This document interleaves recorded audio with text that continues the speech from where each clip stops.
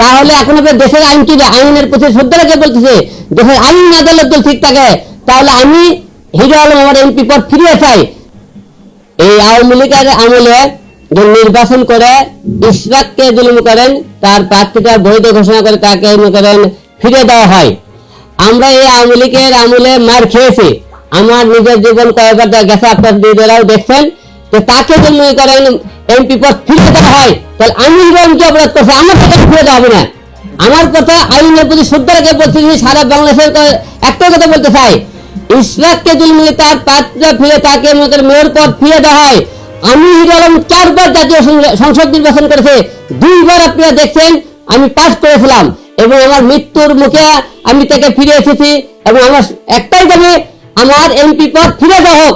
কারণ আমি কোনো গণনা চাই না, কোনো কিছু চাই না, ডাইরেক্ট এমপি পদ চাই। কারণ একটাই, আমি দীর্ঘ কয়টা বছর ধরে 10টি বছর ধরে সংগ্রাম লড়াই করেছি, মার খেয়েছি, রাজপথে ছিলাম।